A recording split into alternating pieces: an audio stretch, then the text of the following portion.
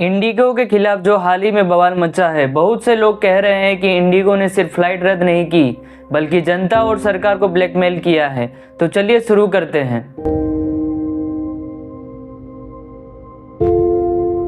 2024 में सरकार ने नए क्रू वर्क नियम DGCA पायलट रेस्ट नियम लागू करने की घोषणा की ताकि पायलट्स की थकान कम हो, उड़ानें सुरक्षित हो। 1 नवंबर 2025 से इन नियमों का फेज रूप से पालन होना था, लेकिन इनमें पर्याप्त तैयारी न होने के कारण विशेष रूप से इंडिगो एयरलाइंस इस बदलाव के तहत आने से बचने की कोशिश करने लगी। खबर है कि इंडिगो ने पायलट्स के rest time, night flights limit वगैरह को लेकर विरोध दिखाया था और यही विरोध आगे जाकर यात्रियों को परेशानी में डालने की शुरुआत बनी।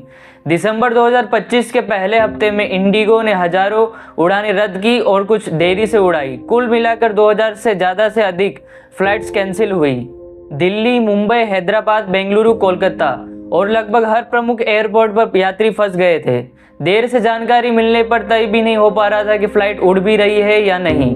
कई यात्री ऐसे थे जिन्होंने शादी, ऑफिस, जरूरी काम या ट्रिप के लिए टिकट लिया था, लेकिन अचानक उड़ान रद्द होने से उनका पूरा प्लान बिगड़ गया। कुछ रिपोर्ट्स में यात्रियों ने शिकायत की रिफंड नहीं मिल रहा, रिफंड बहुत लेट हुआ, जबकि इंडिगो ने पहले वादा किया था कि 100% रिफंड होगा। जब नए पायलट रेस्ट नियम लागू हुए, यात्रियों और सुरक्षा की दलील थी, लेकिन इंडिगो ने एलिगली उस दबाव को लागू नहीं किया और जब नियम लागू हुआ तो वह जानबूझकर कैरियर क्राइसिस पैदा कर गया ताकि सरकार उस पर दबाव बनाए। ऐसा ही आरोप सोशल मीडिया और मीडिया रिपोर्ट्स में लग रहा है। एक खबर यह है कि बाद में सरकार ने इन नियमों में राहत दे दी, यानी नाइट फ्लाइट लिमिट और पायलट रेस्ट नियमों में ढील दी गई। यानी नियम वही थे, लेकिन इंडिगो की दिक्कतों के कारण उनकी मांग मान ली गई। कई लोग कह रहे हैं कि ये सिर्फ ब्लैकमेल करने की चाल थी। कुछ सामाजिक मीडिया यूजर और यात्री इसे प्लान मूव बता रहे हैं। पब्लिक परेशान हो, सरकार नियम बदल दे और इंडिगो अपनी मर्जी से काम जारी रखे। देश भर में यात्रियों का गुस्सा बहुत गहरा है। कई ने सुझाव दिया कि ऐसा हुआ है तो सामूहिक क्लास एक्शन होना चाहिए। सोशल मीडिया पर यात्रियों की नाराजगी के साथ साथ कई लोग कह रहे हैं कि अब भरोसा भी टूट गया है। लोग पूछ रहे हैं कि क्या इंडिगो अब भरोसे लायक भी नहीं है। साथ ही बहुत से लोग ने एयरलाइनिंग उद्योग की इस तरह की संघात्मक शक्ति मतलब मोनोपोली को लेकर सवाल उठाया है।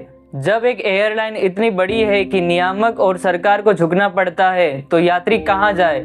Ministry of civil aviation and DGCA ने इंडिगो को 100 कोस नोटिस जारी किया है। पूछा गया है कि इतनी बड़ी विफलता कैसे हुई, क्या नियमों की अनदेखी व असर से यात्री प्रभावित हुए हैं। हालांकि उन नियमों में जनवरी-फरवरी 2026 तक अस्थायी राहत दी गई है, मतलब रात की फ्लाइट और पायलट रेस्ट लिमिट पर रोक, आराम मिल गया है। लेकिन यह राहत यात्रियों की सुरक्षा और भरोसे के लिए चिंता का विषय है। लेकिन सवाल यह है कि क्या यह राहत सिर्फ इंडिगो के लिए थी। अगर हाँ, तो यह दर्शाता है कि एयरलाइन और नियामक के बीच गठजोड़ हो गया है और आम यात्रियों का नुकसान हो गया है।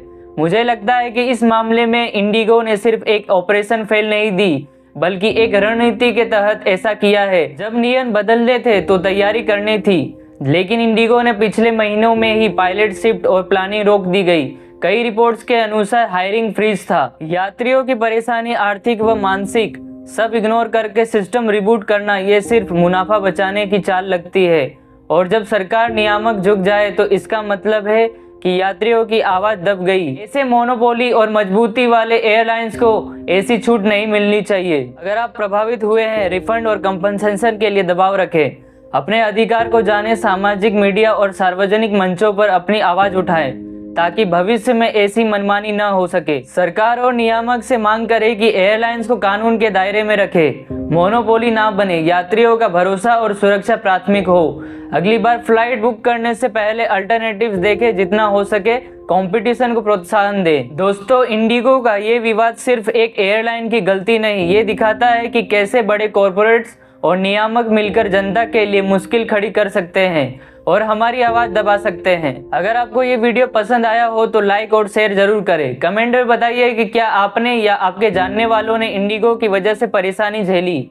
आपकी क्या राय है, क्या इससे ब्लैकमेल कहना सही होगा। मिलते हैं अगले वीडियो में, तब तक सुरक्षित यात्रा और सोच समझकर उड़ान भरे। जय हिंद।